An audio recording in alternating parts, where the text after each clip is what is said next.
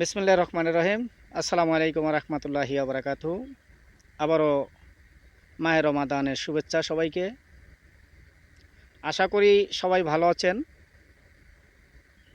দর্শন দর্শন দর্শন আসলেই বাংলাদেশে এখন একটাই কথা, ধর্ষণ। আর ধর্ষণ ছাড়া এখন বর্তমানে কোনো কথা নাই। তবে দীর্ঘ 17টি বৎসর যে ফ্যাসিস্ট স্বৈরাচার হাসিনা দেশকে পরিচালনা করছে, এখানেই হলো প্রবলেম। দীর্ঘ 17টি বছর যে ধর্ষণ হয়েছে, যেভাবে নির্যাতন হয়েছে,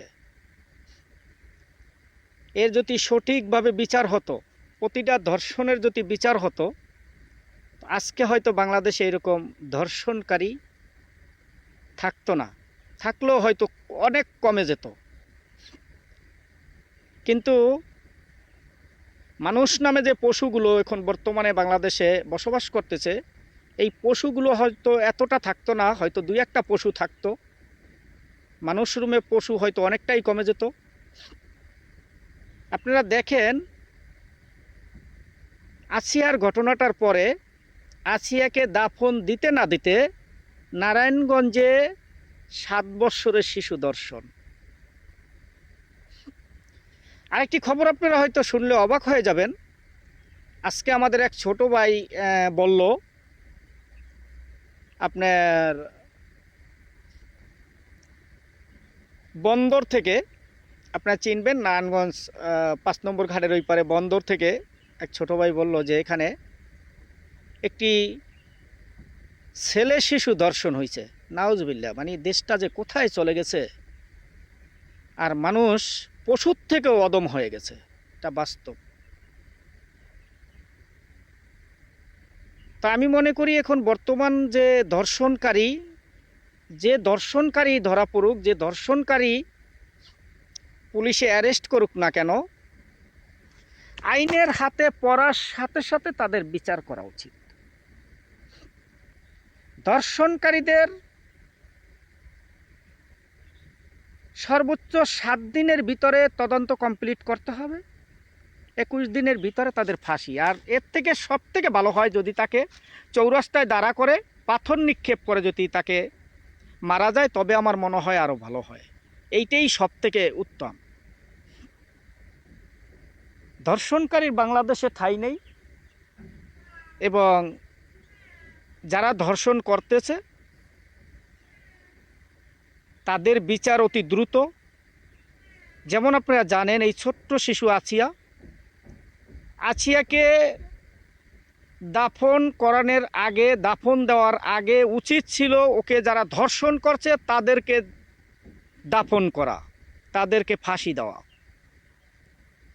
তবেই ধর্ষণ অনেকটা কমে যেত।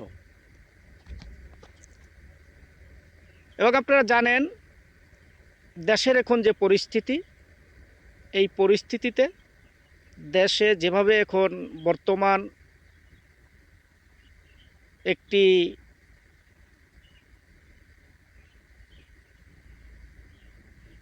কোনো একটি গোপন সংগঠন এবং কোনো একটি অপশক্তি বাংলাদেশকে অরাজকতা করার জন্য, বাংলাদেশে অরাজকতা সৃষ্টি করার জন্য লেগে আছে। তাদের বিরুদ্ধে আমাদেরকে রুখে দাঁড়াতে হবে এবং সবাইকে ঐক্যবদ্ধ থাকতে হবে।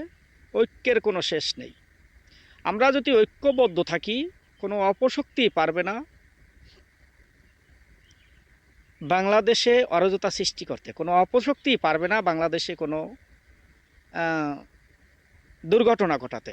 আর আপনারা জানেন, আমাদের ছাত্র দলকে অসংখ্য ধন্যবাদ জানাই, যে ছাত্র দল চাঁদাবাজির সাথে বিএনপির নেতাও জড়িত থাকলে তাকে আইনের হাতে তুলে দেওয়া, তাদেরকে অসংখ্য ধন্যবাদ জানাই এই কারণে। তবে আমাদের প্রতিটা ব্যক্তির উচিত, প্রতিটা নাগরিক হিসাবে আমাদের উচিত, দায়িত্ব, বাংলাদেশ জাতীয়তাবাদী দল বিএনপির কর্মী হিসাবে আমাদের দায়িত্ব, বাংলাদেশের যত বড় নেতাকর্মী হোক না কেন,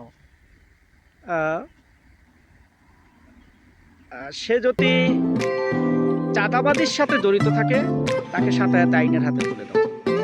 এটা আমাদের দায়িত্ব। এই দায়িত্বগুলো যদি আমরা পালন করতে পারি তবে আমি মনে করি যে ইনশাআল্লাহ চাঁদাবাজি কমে যাবে। ধন্যবাদ সবাইকে। আসসালামু আলাইকুম ওয়া রাহমাতুল্লাহি ওয়া বারাকাতুহু।